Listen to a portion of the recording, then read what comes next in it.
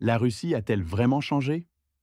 Vladimir Poutine adresse un message sans détour aux entreprises occidentales qui envisagent de revenir après des années de tension. Mais attention, ce retour ne se fera pas sans condition. Découvrez ce que Poutine exige pour que les portes de la Russie s'ouvrent à nouveau et ce que cela signifie pour l'avenir économique mondial. Est-ce un signe d'ouverture ou une stratégie bien calculée? Réagissez en commentaire, votre avis nous intéresse. Bonjour, Nathalie Breu, Biélorussie. Alexandre Grigorievitch, Vladimir Vladimirovitch, j'ai une question. La normalisation des relations entre Moscou et Washington pourrait-elle avoir un impact sur le travail mené en matière de substitution aux importations? Nous avons aujourd'hui de nombreux projets dans ce domaine, et nous en parlons régulièrement. Si les entreprises occidentales souhaitent revenir, ces efforts pour renforcer la souveraineté technologique resteront-ils nécessaires?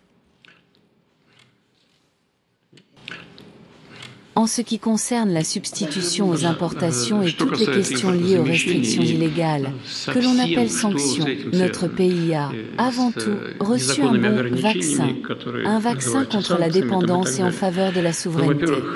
C'est pourquoi tous nos programmes visant à renforcer notre souveraineté technologique continueront d'être mis en œuvre. Nous n'avons fermé la porte à personne et n'avons expulsé personne. Pour ceux qui souhaitent revenir, nous disons « bienvenue »,« welcome » à tout moment. Mais bien sûr, nous partirons de la situation actuelle. Si certains créneaux sont désormais occupés, ils le resteront. Il n'y aura pas de conditions préférentielles pour ceux qui souhaitent revenir. Nous ne forçons personne et en même temps, nous veillons à ce que nos producteurs nationaux bénéficient d'un soutien approprié, dans le respect des normes de l'OMC. Quant aux secteurs stratégiques et aux industries d'avenir, nous allons nous concentrer sur la transition vers une nouvelle étape technologique. Nous accorderons la priorité aux innovations et aux nouvelles avancées technologiques. Toutefois, le retour de certaines entreprises étrangères sur notre marché peut, dans certains cas, avoir un effet positif à la fois pour elles et pour nos entreprises. Nous sommes en discussion avec certains partenaires qui envisagent un retour en Russie. Tout cela se fait calmement, dignement, avec respect mutuel et dans l'intérêt de chacun. J'aimerais aussi que les Ukrainiens comprennent ceci. Nous sommes prêts à revenir à la table des discussions, même après 3 ans, en prenant en compte la réalité sur le terrain. C'est une approche raisonnable et correcte. Je pense que nous pouvons traduire cette logique militaire sur un plan plus large, au niveau civil. Les Ukrainiens reviennent, du temps a passé, les conditions ont changé. La situation sur le terrain a évolué. Nous vous invitons à venir. Comme l'a dit M. Lavrov, nous avons tiré de nombreuses leçons au cours de cette période et nous en avons tiré les conclusions nécessaires. Nous verrons bien. Vous souhaitez revenir? Très bien. Nous avons besoin de vous. Si vous ne le souhaitez pas, alors tant pis. Si vous revenez, nous prendrons uniquement ce qui est bénéfique pour nous. La situation a changé. Le ballon est aujourd'hui de notre côté et nous savons comment réagir. Il faut comprendre qu'au cours de ces 3 dernières années, nous avons vécu sous pression. Or, la pression engendre toujours une mobilisation. Grâce à cette mobilisation, nous avons accompli énormément. C'est pourquoi nous avançons désormais selon notre propre logique, en utilisant uniquement ce qui nous est nécessaire. Je pense que c'est la bonne approche. Nous avons déjà abordé cette question à de nombreuses reprises, et je le répète, nous ne fermons la porte à personne. Mais ceux qui souhaitent revenir le feront selon nos nouvelles conditions, en tenant compte de la situation actuelle. Nous choisirons uniquement ce qui est dans notre intérêt.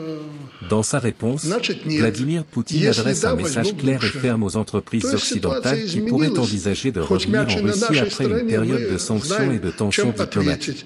Ce discours n'est pas seulement une simple invitation à revenir, mais une déclaration stratégique sur la façon dont la Russie aborde la situation actuelle, surtout, comment elle entend se positionner à l'avenir sur le plan économique et technologique.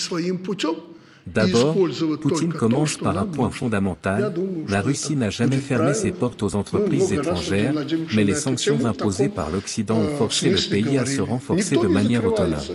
Ce passage est crucial, car il révèle une vision à long terme où la Russie a utilisé les difficultés imposées par les sanctions comme une occasion de renforcer sa souveraineté technologique.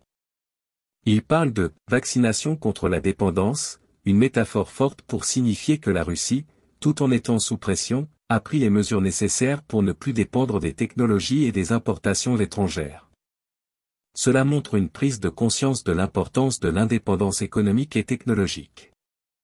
En effet, la Russie a, au fil des années, développé ses propres capacités dans plusieurs secteurs, allant des technologies de l'information aux industries stratégiques comme l'énergie et la défense. Cependant, Poutine ne se contente pas de célébrer cette autosuffisance. Il reconnaît également que certains secteurs industriels peuvent bénéficier du retour des entreprises occidentales, mais il les prévient que les conditions sont désormais différentes. Bienvenue, mais sous nos conditions. Il n'y a plus de préférence ou de concession particulière pour ceux qui veulent revenir, ce qui témoigne de la manière dont la Russie a redéfini sa relation avec l'Occident. Ce changement reflète un ajustement profond dans l'approche de la Russie vis-à-vis de l'économie mondiale. Auparavant, l'accès au marché russe offrait des avantages considérables pour les entreprises occidentales, mais aujourd'hui, la Russie s'assure qu'elle protège avant tout les intérêts de ses producteurs nationaux. Transitionnons maintenant vers la deuxième partie de son discours, où il évoque la souveraineté technologique. Poutine insiste sur le fait que la Russie continuera ses programmes d'amélioration de cette souveraineté, qu'elle soit liée aux secteurs industriels traditionnels ou aux nouvelles technologies. Ce point est particulièrement pertinent dans le contexte actuel de compétition technologique mondiale, où chaque pays cherche à sécuriser ses chaînes d'approvisionnement et à développer des technologies de pointe.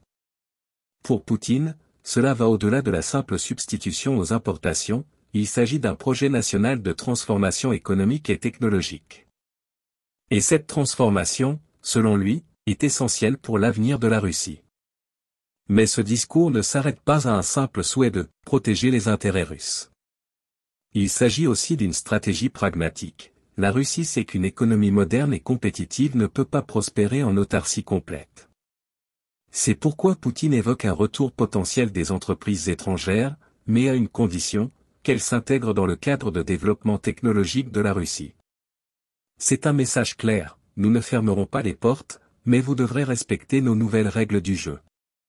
Ce type de message pourrait être vu comme une manière pour la Russie de négocier avec l'Occident tout en préservant sa souveraineté. La mention de l'OMC et des normes internationales sert également à souligner que la Russie veut rester dans les cadres économiques mondiaux tout en s'assurant que ses intérêts nationaux ne soient pas négligés. Cela reflète une stratégie diplomatique plus large où la Russie ne cherche pas à se couper du monde, mais à reformuler sa place dans un ordre économique mondial en pleine évolution.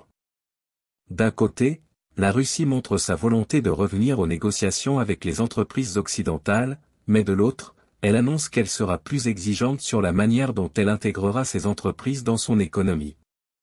Ce discours prend un tournant intéressant lorsqu'il aborde la question des relations avec les pays du Moyen-Orient.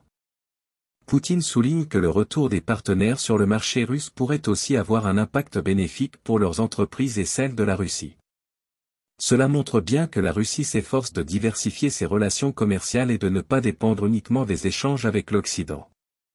La diversification est un autre aspect clé de la politique étrangère de la Russie, car elle cherche à renforcer ses liens avec d'autres régions du monde qui, tout comme la Russie, ne sont pas totalement alignées avec l'Occident. Un autre point intéressant de son discours est la référence aux Ukrainiens. Ici, il semble adopter une approche plus conciliatrice, soulignant que la Russie est prête à engager un dialogue avec l'Ukraine, même après plusieurs années de conflit. Poutine exprime un désir de revenir à la table des négociations avec l'Ukraine, ce qui pourrait être perçu comme une tentative de désescalade, bien que ces conditions restent vagues et que cette ouverture apparente se fasse dans un contexte très complexe. En résumé, ce discours de Vladimir Poutine peut être vu comme une réponse pragmatique et calculée aux défis économiques actuels. D'un côté, il veut montrer que la Russie est capable de fonctionner de manière autonome, mais de l'autre, il laisse la porte ouverte pour des relations économiques avec l'Occident, à condition que celle-ci respecte les nouvelles réalités géopolitiques et économiques. Ce discours fait partie d'une stratégie plus large de repositionnement économique et diplomatique, où la Russie cherche à maximiser ses avantages tout en restant fidèle à ses principes de souveraineté. Le message à retenir est donc clair, la Russie a changé, et toute entreprise souhaitant revenir devra accepter un nouveau cadre économique et géopolitique. Cela pourrait avoir un impact significatif sur l'avenir des relations économiques mondiales et de la place de la Russie dans ce système. Et vous, que pensez-vous de la position de Poutine? Est-ce un retour aux négociations sincères ou une nouvelle stratégie de contrôle économique? Pensez-vous que les entreprises occidentales vont vraiment revenir sous ces conditions? Partagez votre avis en commentaire et n'oubliez pas de liker la vidéo si vous avez trouvé cette analyse intéressante.